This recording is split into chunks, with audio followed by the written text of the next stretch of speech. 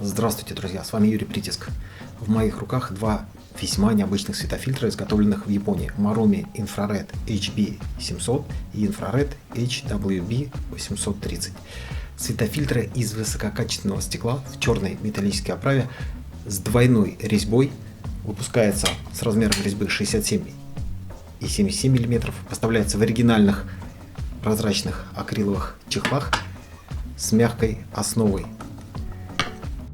Что же тут необычного? Дело в том, что фильтры блокируют часть спектра видимого света и позволяют проходить только инфракрасному свету в диапазоне 700 и 830 нанометров. Это позволяет зайти за границу того, что мы видим, и получить необычные фотографии, которые демонстрируют физическое свойство предметов – отражать или поглощать инфракрасное излучение.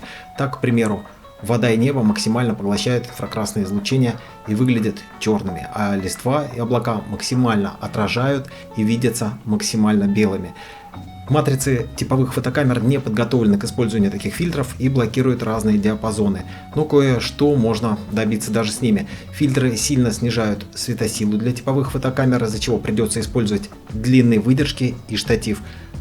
HB700 снижает светосилу на 10 ступеней, а HWB830 на 18 ступеней экспозиции.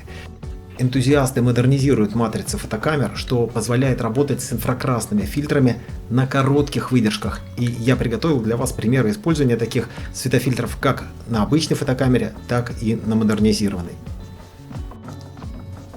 Итак, перед нами три фотоснимка, произведенными обычной фотокамерой, не подготовленной под полный спектр.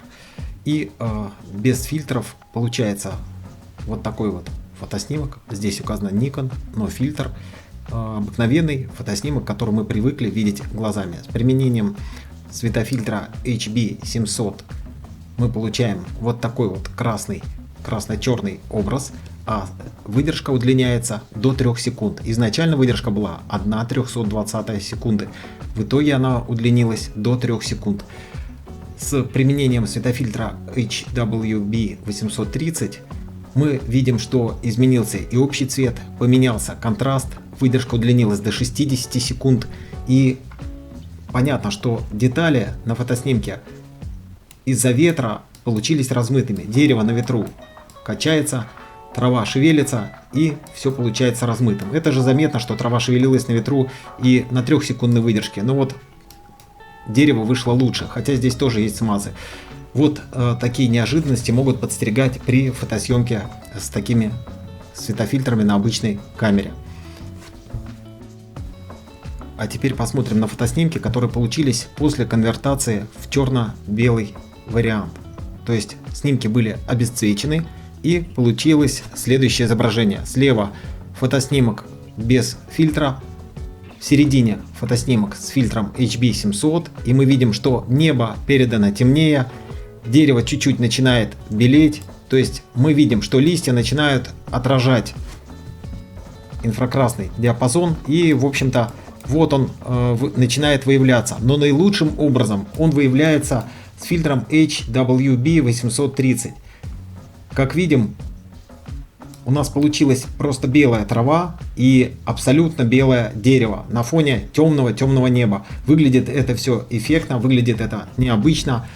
Но, естественно, смаз остался, все осталось на месте, да, то есть изображение несколько смазано из-за длинной выдержки, и это такая особенность. Чтобы работать с короткими выдержками, используются специально подготовленные камеры. И на подготовленной камере я произвел тестовые фотоснимки с фильтрами HB700 и HWB830. Вот они, какие получаются в исходном изображении. Не надо этого бояться, потому что эти снимки обычно приводятся к черно-белому варианту. Для сравнения я использовал светофильтры Colori, которые дали абсолютно идентичный вариант на фильтрах 850 нанометров и на 720 нанометров. Результаты идентичны с фильтрами Marumi. Тут единственное, что у Marumi в сравнении несколько лучше получается четкость деталей, а также меньше хроматические аберрации вокруг контрастных объектов. То есть вот у Color чуть-чуть больше хроматические аберрации по облаку. У Marumi все более чисто. Итак, давайте посмотрим, что получается по итогу с применением светофильтров на подготовленной камере. Как мы видим, работают оба светофильтра, и они практически не различаются. Единственное, что 830 дает более темное небо, более такое отчетливое, более характерный контраст на дереве и траве. У 700 фильтра HB700 получается довольно мягко все и тоже приятно глазу. Тут надо выбирать под свои творческие задачи, какой из них использовать. И, в общем-то, я чаще использую HB700, хотя 830 мне тоже нравится. Ну а если мы сравним HB700 с тем, что было на неподготовленной и подготовленной камере, то мы увидим существенную разницу. Вот на неподготовленной камере вариант получился довольно спорный, но с подготовленной камеры мы видим всю силу этого эффекта. Больше облаков, градиент по небу, все вот эти планы, которые освещены солнцем, они вышли белыми и изумительно контрастируют. Ну а про 850 и говорить не стоит. Он в принципе сработал хорошо даже на неподготовленной камере, но мы видим, что тут выдержка 60 секунд и высоко поднята ISO. А здесь выдержка 1/160 секунды и всего лишь ISO 200, что гарантирует нам высокое качество изображения и, в общем-то, возможность получать детали без смаза. Для экспериментов на неподготовленных камерах я рекомендую использовать Marumi Infrared HWB830, так как он выдает видимый эффект. Но надо понимать, что выдержки удлиняются весьма существенно, и здесь не обойтись без штатива.